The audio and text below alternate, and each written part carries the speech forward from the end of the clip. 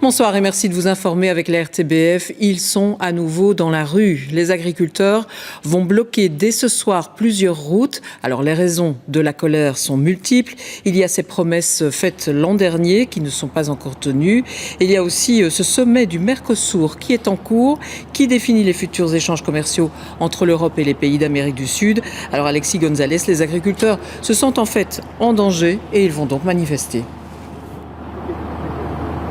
Oui, nouvelles actions de blocage organisées par la FJA, la Fédération des jeunes agriculteurs, accompagnée par l'autre syndicat, la FUGEA.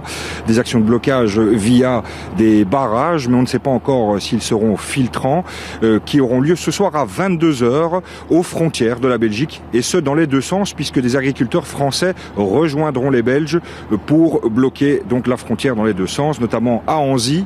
Vous le savez, c'est la frontière avec le nord de la France, mais également du côté de Raronne, Bierzet ou encore Bouillon. Et vous le voyez derrière moi ici à Nivelles, un convoi d'une dizaine de tracteurs et ils attendent encore d'autres agriculteurs va bientôt prendre la route direction Soigny avant de s'arrêter à Tertre et puis pour enfin s'arrêter tous à Anzy.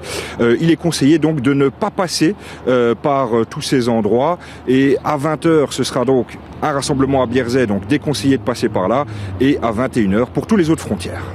On parlera des revendications avec vous dans un instant, Alexis. Mais pour bien comprendre justement ce que les agriculteurs demandent, Lisa Becken et Philippine Wamberzi se sont rendues dans deux exploitations, à Mettey et à Enghien. Elles ont rencontré des agriculteurs passionnés, mais de plus en plus découragés. Depuis tout petit, Maxime Janssen s'est baigné dans le monde de l'agriculture. Alors il y a 4 ans, à seulement 21 ans, il a décidé de reprendre la ferme familiale. Mais il le constate, s'en sortir financièrement est de plus en plus difficile. Je suis très inquiet. La situation économique n'est pas favorable et donc forcément c'est travailler pour n'en tirer aucun revenu, voire même pour certaines cultures et certaines années, c'est payer pour travailler. Exemple avec les betteraves, il y a 10 ans, cette production faisait vivre certaines fermes. Aujourd'hui, elle n'est pratiquement plus rentable. Si en 2 ans de temps, on va perdre plus de 50% du prix de vente de la betterave, donc on passe de 50 € l'année passée à 25 € probablement l'année prochaine. On est cette année autour des 35 €, donc on voit clairement que le coût de production, nous, ne diminue pas, mais par contre notre rentabilité passe ici dans les mains de l'industrie qui simplement décide de nous payer moins. Et ce qui inquiète l'agriculteur, c'est que la situation pourrait s'empirer. Le marché du sucre pourrait être encore plus saturé si l'accord du Mercosur est finalisé. Du côté des éleveurs comme Nicolas van der Meren, là aussi on est inquiet. Ici on a peur de voir débarquer une viande beaucoup moins chère si cet accord est signé, car les normes sud-américaines sont moins strictes que les européennes. On a des règles à suivre, on a des normes à suivre. Si le Mercosur est signé, on aura encore un combat encore en plus pour essayer de survivre.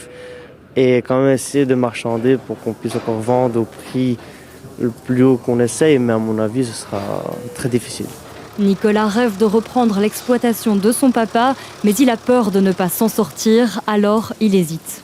J'ai peur, oui. Ça d'une peur, j'en dors quasiment même plus, donc c'est vraiment une peur que moi j'ai.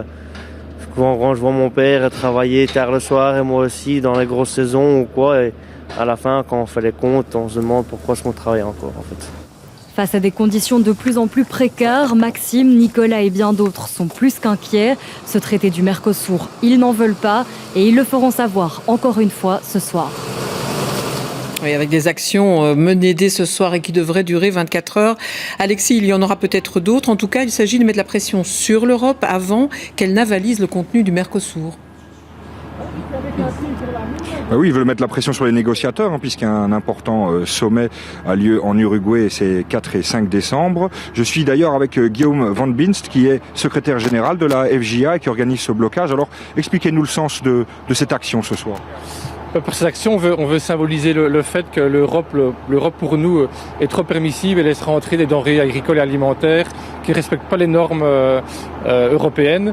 Et on veut dénoncer ça parce que c'est un danger pour l'agriculture belge et européenne, mais c'est aussi un danger pour les consommateurs, pour l'environnement, pour le bien-être animal. Et donc c'est le combat de tous aujourd'hui. Alors à quoi on peut s'attendre ? Pourquoi est-ce que vous êtes aux frontières ? Mais comme je le disais, c'est vraiment ce symbole du fait que l'Europe laisse passer trop de choses trop facilement au niveau agricole et alimentaire. Et donc on veut dire que l'Europe doit être plus protectrice de ses agriculteurs et de ses consommateurs. Et à quoi on peut s'attendre en termes de blocage? Donc on va bloquer au niveau d'Anzy, de Chimay, de Visé, aussi l'aéroport de Bierzet, de Eupen, de manière symbolique. Le but n'est pas de bloquer les gens et de les ennuyer, mais justement de leur faire passer le message qu'ils doivent être à nos côtés dans leur intérêt. Voilà, vous l'entendez, donc il y a des blocages ce soir à plusieurs endroits pendant 24 heures, donc jusque demain 22 heures. Il faudra faire attention si vous passez donc aux postes frontières de ces zones-là. Merci Alexis et merci à votre invité.